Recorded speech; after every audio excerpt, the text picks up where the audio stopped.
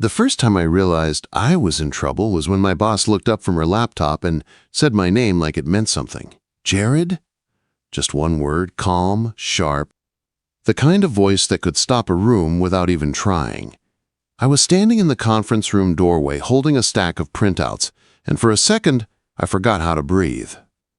Alyssa Hart was my boss, 41, divorced, always in control. She ran our small media company like she built it with her bare hands, even though I knew she didn't. Still, she carried that place on her shoulders like it was hers alone. Blazers, clean heels, hair pulled back, eyes that missed nothing. She didn't do small talk unless it had a purpose. She didn't laugh loud. She didn't flirt. She didn't need anyone. And somehow, for months, I'd been noticing her. Not in a creepy way. Not like those guys in the office who whispered when she walked by. It was the little things. The way she stayed late, alone, when everyone else ran out the door. The way she softened for half a second when she thanked me for fixing something at the last minute. The way she listened when I cracked a dumb joke in a meeting, like she was trying not to smile. I told myself it was nothing. Then Travis dared me. It was a Tuesday in the break room, the kind of dull afternoon that makes you feel like you're melting into the office carpet. Travis and I were eating sandwiches at the wobbly table. He was chewing on some vegan thing that looked like it hated him. Alyssa walked past the open door, folder in hand, heels clicking, eyes forward like she was on a mission. I didn't even realize I'd watched her until Travis elbowed me. "Man," he said, grinning, "you look like you just saw a movie star." I snorted and shoved a napkin at him. "Shut up." "Oh, it's like that," he said. "You got a crush on the boss." "I do not." Travis leaned back, satisfied like he'd found his favorite toy. "Bet you won't ask her out." I laughed. Loud. Too loud. Ask Alyssa out? She'd fire me before I finished the sentence. $1,000, he said, like he was ordering coffee. "You ask her to dinner. If you do it, I pay you. If you chicken out, you pay me." Quote, "You don't even have $1,000. I'll Venmo you," he said. "I got savings." "You have negative savings." He held out his hand anyway. And because I'm stupid, and because my whole life I've been the guy who jokes to avoid feeling things, I shook his hand. It was supposed to be funny, but later that night, alone in my one-bedroom apartment with my TV playing some show I wasn't watching, the dare didn't feel like a joke anymore. My couch sagged in the middle like it had given up on life. My coffee maker made a noise like it was dying. I had my sketchbook open on the table, a half-finished doodle of a dog in a suit, and my pen just hovered over the page. Because all I could think about was her. It made no sense. Alyssa and me were from different planets. She was a polished, private, high-level boss. I was the guy who kept the printer alive and made social posts that got 10 likes if we were lucky. I was laid back. She was a storm, but the idea of asking her out stuck in my head like a song I couldn't turn off. What if she said no? What if she said yes? The second thought scared me more. By Thursday, I was acting like an idiot. I'd catch her in meetings, and instead of listening to the client pitch, I'd be wondering what her life looked like when she went home. Did she eat dinner alone? Did she keep a plant alive? Did she have a favorite movie? Did she ever relax? Travis kept texting me nonsense. A picture of a chicken with the words "you" under it. A meme of a guy sweating with the caption, "When you have to ask your boss out." I ignored him, but it didn't help. The dare had turned into a challenge I couldn't unsee. Friday night came, and the office emptied out like it always did. People grabbed bags, yelled goodbye, promised drinks, disappeared into the Dallas evening. I stayed. Not because I was a hero. Because I was terrified, and if I left, I'd talk myself out of it forever. At around 7 o'clock, the place was quiet enough to hear the air conditioner kick on. I walked past rows of empty desks and glowing monitors, my footsteps too loud on the tile. Alyssa was still in the conference room. The door was cracked open. I could see her sitting there alone, laptop open, a notepad beside her, hair still pulled back, sleeves rolled to her elbows like she'd been at war with deadlines all day. I stood outside the door for a full 10 seconds, just breathing. This was insane. I could lose my job. I could embarrass myself. I could ruin the one thing in my life that felt steady. But I thought about my routine. Wake up, traffic, emails, jokes, sleep, repeat. I thought about how safe it was and how empty it felt sometimes. Like I was living on mute. I knocked. Her eyes lifted immediately, like she expected me. Yes, Jared. I stepped in, holding nothing, because I didn't have an excuse anymore. My hands were in my pockets so she wouldn't see them shaking. Hey, I said. My voice came out rough. You got a second?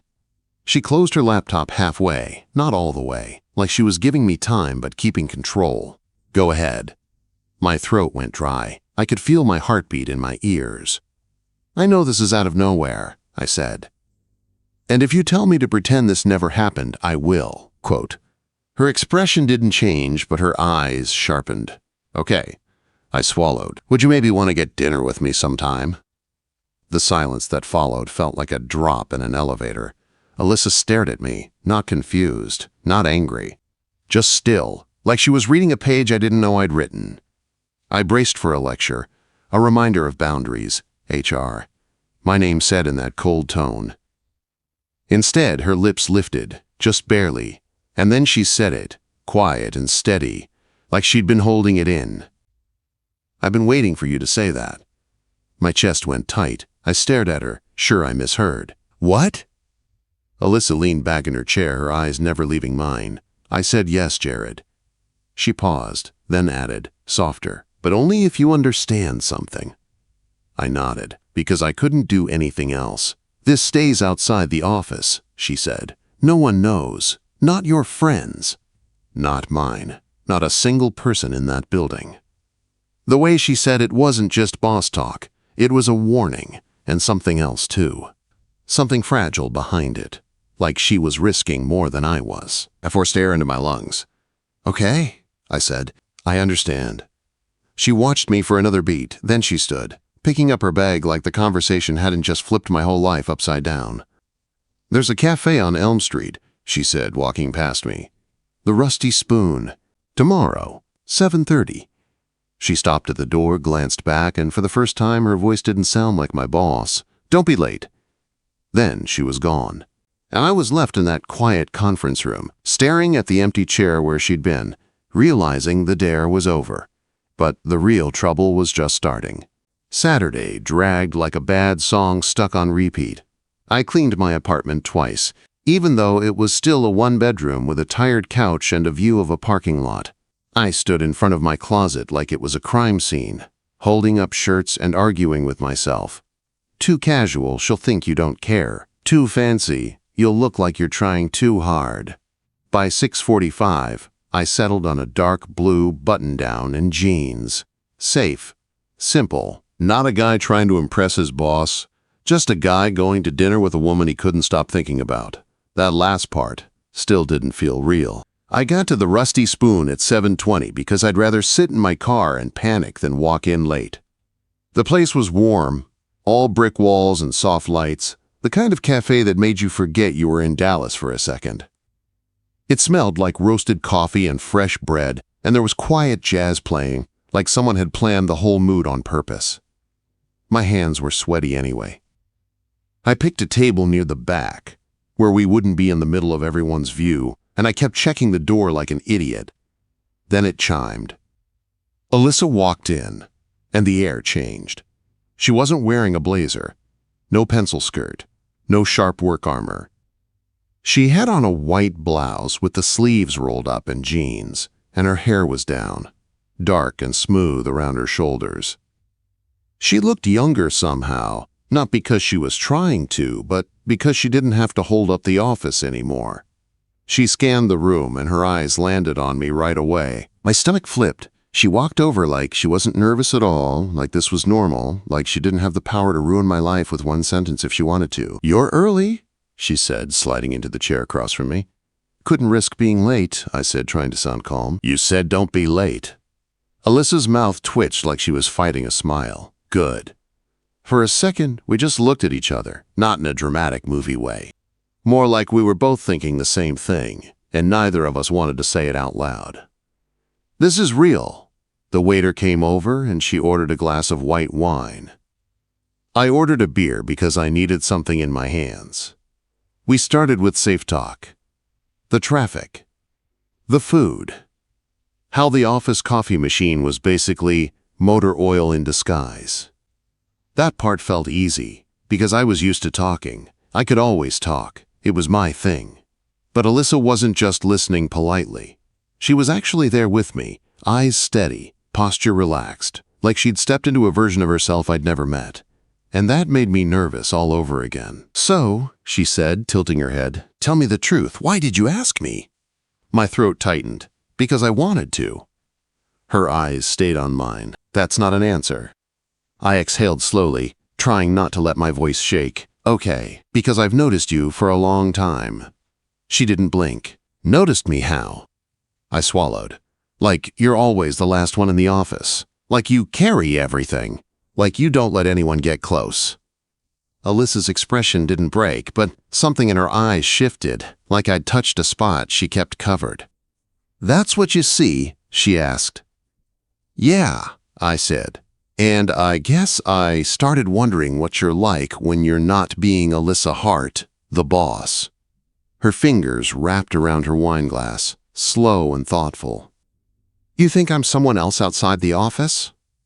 "I think you're still you," I said. "Just less guarded."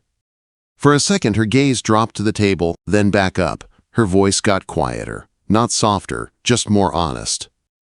"I don't let people in easily." "I noticed," I said, and that made her laugh. A real laugh. It wasn't loud, but it was warm, and it hit me straight in the chest because it didn't sound like something she would ever do in a meeting. "Okay," she said, still smiling. "Then here's my truth." I leaned forward without meaning to. "I've noticed you too," Alyssa said. My brain stalled. "Me?" "Yes," she said, like it was obvious. "You're always making everyone laugh. You act like you don't care, but you do. You fix things before people even ask. And you're one of the only people in that building who speaks to me like I'm a person." My mouth went dry. "I do?" "You do," she said. "Even when you're nervous. Especially when you're nervous." I stared at her, and the room around us felt far away. The waiter came back with food, saving me from saying something stupid. We ate. We talked more. She asked about my sketchbook, the one she'd seen once in a meeting when I'd been doodling instead of taking notes. "You draw all the time," she said. "Why?" I shrugged, picking at my fries. "It's just what I do, helps me stay calm. I draw dumb cartoons, dogs, coffee cups, people who look like they're dying inside during meetings." Alyssa smirked. "That last one sounds familiar." "Everyone in that office looks like that at least once a day," I said. She shook her head like she was trying not to smile too much. "You're more talented than you think." I felt heat rise in my neck. "It's not talent, it's just scribbles." Alyssa leaned forward, eyes locked on mine again. "Don't do that." "Do what?" "Make yourself small," she said. The words landed heavy. "Because I did. All the time. It was easier to be the funny guy than the guy who wanted things." I tried to laugh it off. "I'm not making myself small. I'm 5'10". She rolled her eyes, but her smile stayed. "You know what I mean." I nodded, suddenly quiet. There was a pause, and the air changed again. Not awkward, just charged. Alyssa took a slow sip of her wine, then set the glass down. "I need to tell you something," she said. My stomach tightened. "Okay." Her eyes stayed steady, but her voice lowered, like she was saying it to herself as much as to me. "I haven't been on a real date in a long time." I didn't say anything. I didn't want to mess up the moment. She looked out the window for a second, then back at me. "After my divorce," she continued, "I decided work was easier. No surprises, no betrayal, no hoping someone would choose you and then watching them walk away." That last part hit harder than I expected. I stared at my plate, then forced myself to meet her eyes. "I'm sorry," I said. She nodded once. "I don't want your pity." "You don't have it," I said. "You have my respect." Alyssa's gaze held mine, and for a second, she didn't look like my boss at all. She looked like a woman who'd been strong for too long. Then she said, very quietly, "I shouldn't be here." My chest tightened. "Then why are you?" Her lips parted like she might back out, like she might put the walls back up and walk away. Instead, she said, "Because you make me feel light." I didn't move. I barely breathed. "And that scares me," she added. I swallowed, my heart pounding. "It scares me too." Her eyes softened at that. We finished dinner slower after that, like neither of us wanted the night to end, but both of us knew the rules. When the check came, I reached for it, but she slid her card down first. "My treat," she said. "I asked you out," I said. "Let me pay." "You took the risk," she said, and her voice was gentle but firm. "I can cover dinner." I didn't argue. Outside, the night air was cool, the streetlights making everything look softer than it really was. We stood by her car, and for a moment, neither of us moved. "This was nice," she said. "Yeah," I said. "It really was." She looked at me like she was weighing something. Then she leaned in just a little, not enough to kiss me, but close enough that I could smell her perfume, something clean and warm. "We have to be careful," she said. "I know," I whispered. Her eyes held mine. "Do you still want to do this?" Quote. My throat went tight, but my answer came easy. "Yes." Alyssa's smile was small, but real. "Good," she said. "Because I don't think I want to stop." Then she opened her car door, paused, and looked back at me one last time. "See you Monday, Jared." And as she drove away, I stood there on the sidewalk with my heart racing, realizing I wasn't just in trouble, I was already in deep. Monday morning hit like a slap. Same Dallas traffic, same burnt coffee smell in the break room, same emails stacking up like they multiplied overnight. But I walked into the office feeling like I had a secret glowing under my skin. Alyssa was already there, standing near the conference room with a folder in her hands, giving instructions like she always did. Blazer, hair tied back, sharp, calm, untouchable. If I hadn't spent Saturday night watching her smile at me like I was someone worth letting in, I would have believed she was the same woman. She looked up for half a second when I passed, and her eyes met mine. No smile, no sign, just a flicker, quick and private, like a tiny spark hidden under a layer of ice. My chest tightened. I went straight to my desk and tried to act normal. I answered emails, fixed the printer, helped Travis find a missing invoice, and laughed at his stupid joke about the intern printing 200 copies of the wrong flyer. But my phone felt heavy in my pocket all day, like it was waiting. That night, right as I was eating leftover pizza on my couch, it buzzed. "Alyssa, you free?" My heart jumped so hard, I almost dropped my plate. "Me." "Yeah, just me and a very sad slice of pepperoni. You okay?" "Alyssa, I'm fine. Long day. Send me something funny." I laughed, because of course she would ask that, like she wasn't a woman who ran an entire company and still somehow needed a cartoon to breathe. So I sent her a picture of a doodle I'd drawn years ago. A stick figure boss standing over a tiny employee with a speech bubble that said, "Let's circle back," while the employee's soul floated away. A minute later, my phone lit up with a voice note. It was her laugh. Soft, real, not the controlled office version. It made my stomach flip and my chest feel warm all at once. "Alyssa, that is awful. I love it. Me, that's basically our whole job. Alyssa, don't get brave. Me, too late." I stared at the screen after I sent that, worried I'd pushed too far. Then she replied, "Alyssa, meet me Thursday, after work, not near the office." Me, where? Alyssa, I'll text you. And Jared? Me, yeah? Alyssa, don't tell anyone. Me, I won't. I meant it. Thursday night, she sent me an address to a small bar on the other side of town. A place that smelled like fried onions and old wood, with neon signs in the windows and a jukebox playing classic rock. The kind of spot nobody in our office would ever choose for a happy hour. Which was exactly the point. I walked in and spotted her in a corner booth. Alyssa was wearing a black sweater and jeans, hair down again, like she stepped out of her own life for a few hours. She looked up when she saw me, and something in her face softened immediately. "Good," she said as I slid into the booth. "You came." "Was I supposed to bail?" I asked. She gave me a look. "Don't get cocky." I grinned, and she rolled her eyes, but she didn't hide her smile. We ordered drinks. She went with a whiskey soda. I stuck with beer because I needed to keep my hands busy. For a while we talked like normal people. Movies. Music. The fact that Travis was convinced he could start a podcast and get famous in a month, Alyssa actually laughed at that, shaking her head like she couldn't believe the things she had to deal with. Then the conversation went quiet for a moment, and I could feel the shift.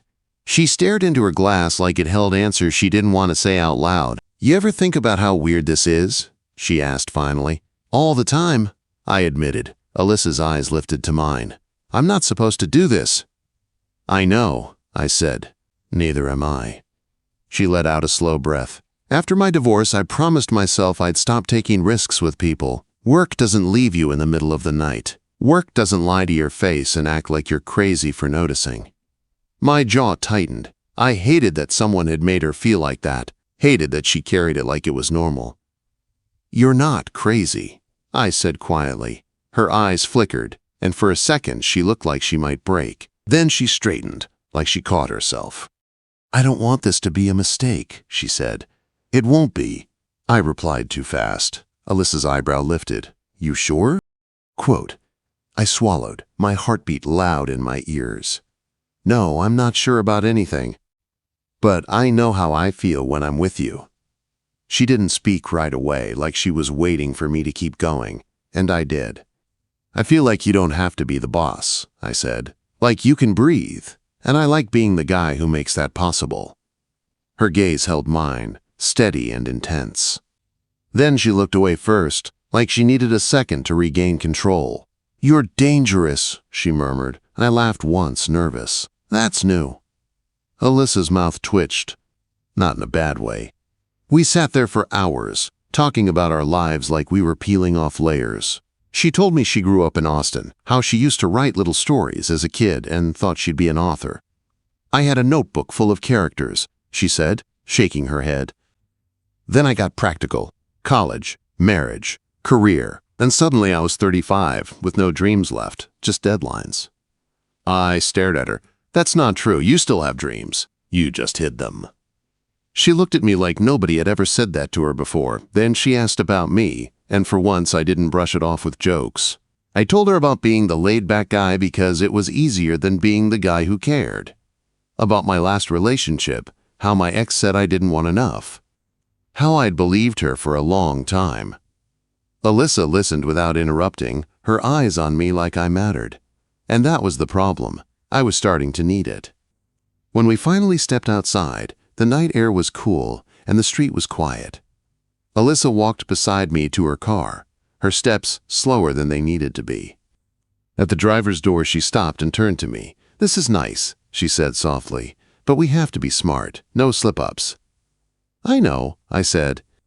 She hesitated, then reached out and brushed my arm with her fingers.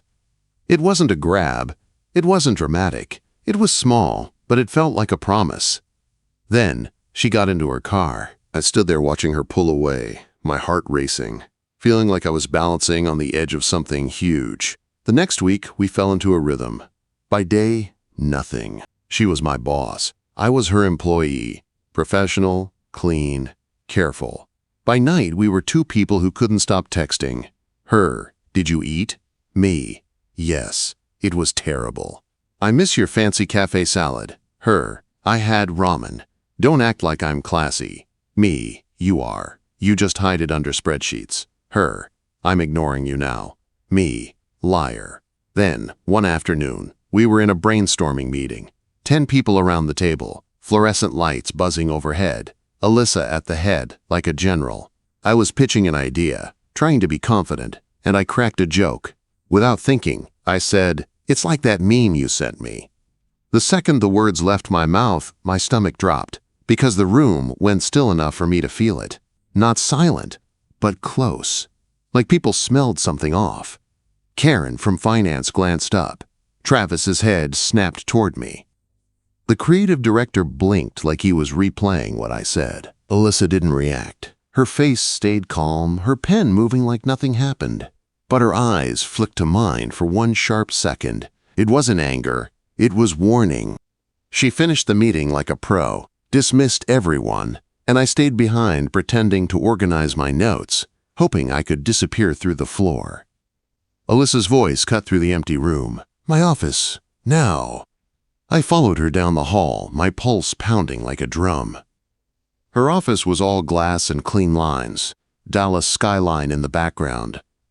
She shut the door and turned to face me, arms crossed, eyes sharp.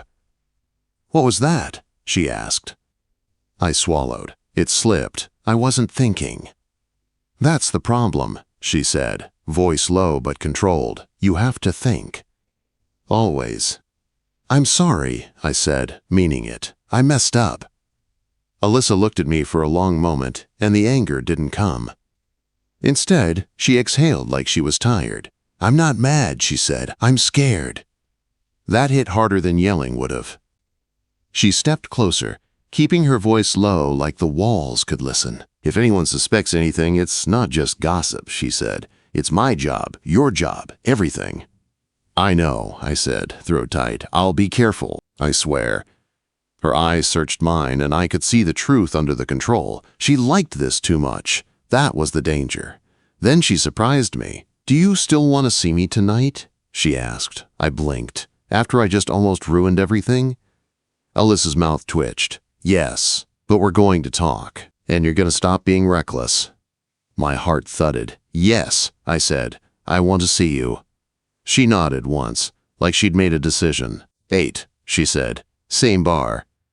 And as I walked out of her office, my hands still shaking, I realized something. This wasn't just a secret anymore. It was a risk we were both choosing. And I didn't know what would happen if the world found out. But I knew I wasn't ready to let her go. 8 o'clock came too fast. I walked into that same bar on the other side of Dallas, and the first thing I saw was Alyssa in the corner booth, her shoulders slightly tense, her hands wrapped around a glass like it was the only thing keeping her steady. She looked up when I approached, and her eyes softened for a second before she tucked it away. I slid in across from her. "Hey." "Hey," she said back, quieter than usual. The jukebox was playing something slow. The air smelled like fried food and beer. People laughed at the bar like nothing heavy existed in the world. But in our booth, it felt like the whole room was holding its breath. "I'm sorry," I said right away. "About the meeting." Alyssa didn't answer immediately. She just stared at her drink, then finally looked up at me. "I'm not mad," she repeated, like she needed me to believe it. "I just can't afford a mistake, Jared." "I know," I said. "And I hate that I made you feel like you have to carry all of it alone." That did something to her. I could see it, see the tiny crack in her calm. She took a slow sip, then set the glass down carefully. "You don't get it," she said, voice low. "I've spent years making sure no one can touch my life. After my divorce, I decided I'd rather be respected than hurt again. Work is easy. It's clean. People either do their job or they don't." Her eyes locked on mine. "But you," she continued, "you're not clean. You're real. You make jokes. You look at me like I'm a person and not a title." My chest tightened. "And that scares you," I said. Alyssa let out a breath that sounded almost like a laugh. "Yes, because I like it." I leaned forward, my voice gentle. "Then let's do it the smart way." Her eyebrow lifted. "You have a smart way?" "Barely," I said, and she actually smiled, small but real. I pulled my phone out and opened my calendar like I was about to schedule a dentist appointment. "Okay," I said, trying to keep it light. "Rules. We meet outside work. We don't text during office hours unless it's work. No inside jokes in meetings. No looking at each other like we're hiding a whole relationship." Alyssa watched me, her expression unreadable. "And we don't let Travis run his mouth," I added. That got a quiet laugh out of her. "Good," she said, "because if Travis finds out, he'll act like he invented romance." "I'm still not telling him," I said. Alyssa's face softened again, and she reached across the table, her fingers brushing mine for a brief second. Warm. Steady. "Thank you," she said, "for taking this seriously." "I want you," I said before I could stop myself. The words hung there, simple and blunt and honest. Alyssa's eyes widened just slightly, like she wasn't used to someone saying what they meant. Then she nodded once. I want you too. We didn't kiss in the bar. Not because we didn't want to, but because we both knew the world was too close. Too many eyes. Too many chances to ruin it. Instead, we talked. About her childhood in Austin. About my dumb cartoons. About how both of us had been hiding behind routines. Because routines never broke your heart. When we left, the night had cooled. The Dallas streets quieter. Streetlights reflecting off car windows like tiny moons. I walked her to her car again. At the driver's door, Alyssa turned and looked at me, and the look on her face wasn't boss, or professional, or careful. It was just her. I don't do this, she said softly. I know, I replied. But I want to, she whispered. My breath caught. She stepped closer, her hand sliding up my arm, fingers gripping my sleeve, like she was making sure I was real. Then she kissed me. It wasn't wild. It wasn't dramatic. It was slow and steady, like she was finally letting herself take something she'd been denying for years. When she pulled back, her forehead rested against mine for a second. You're going to ruin my perfectly controlled life, she murmured. I smiled, my voice low. Good. It needs ruining. She laughed, quiet and real, then got into her car and drove away. And I stood there with my heart pounding, thinking about how a stupid dare turned into the best thing that ever happened to me. 2 weeks later, the first crack appeared. It started small. Travis caught me smiling at my phone in the break room and squinted like he was trying to solve a puzzle. You got a girlfriend, he said like it was a fact. No, I lied too fast, Travis grinned. That was the fastest lie I've ever heard. I shoved him lightly. Eat your sandwich. But I could feel it, the pressure, the danger of being seen. That Friday, Alyssa texted me one word after work. Tonight. No address, no explanation. Just tonight. I drove to the spot she sent next, a quiet overlook outside the city, where you could see Dallas spread out like a glittering map. I parked beside her car, and when I got out, she was already leaning against her door, hair down, arms crossed like she was holding herself together. I walked up carefully. What's wrong? Alyssa stared at the skyline, then finally spoke. I got an offer, she said. My stomach dropped. What kind of offer? A promotion, she said. Senior director, New York office. The words hit hard. New York felt like another planet. Bright and huge and far away from this secret little thing we'd been building. That's huge, I said, trying to sound steady. It is, she replied, and I should be excited. I worked my whole life for opportunities like this. She looked at me then, her eyes shining with something she didn't want to show. But if I go, she said, I don't know what happens to us. I stepped closer. Do you want to go? Quote. Alyssa hesitated. That hesitation told me everything. She did, but she didn't want to say it and hurt me. I swallowed, my throat tight. You should go, I said. Her eyes widened. Jared. No, I cut in, gentle but firm. Listen, you're not going to stay here and shrink your life because of me. Not after everything you've told me. Not after how hard you fought to stand on your own again. Alyssa stared at me like she couldn't believe what she was hearing. You're okay with it? She asked, voice barely above a whisper. I'm not okay with missing you, I admitted, but I'm okay with supporting you. I took her hands, feeling how cold her fingers were in the night air. We'll figure it out, I said. Weekend flights, calls, visits, whatever it takes. Alyssa's breath shook. You'd do that? She asked. I smiled, even though my chest hurt. Alyssa, I asked my boss out because my coworkers dared me. I'm clearly not afraid of dumb risks. That made her laugh, and the laugh broke something open inside her. She stepped into me and held me tight, like she was afraid to let go. I don't want to lose you, she whispered into my shoulder.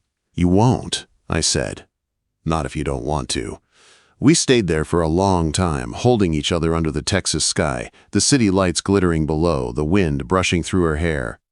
And in that moment, I realized something. This wasn't a secret anymore. This was a choice. A week later, Alyssa accepted the New York offer. The office threw her a small goodbye party, and everyone acted like it was just business, like she was just moving on to a new job. Travis made a speech about how she was the scariest and most impressive boss he'd ever had, and Alyssa smiled politely, thanked everyone, and kept her eyes off me the entire time. But when the party ended and the office emptied out, she found me by the elevator. No one was around.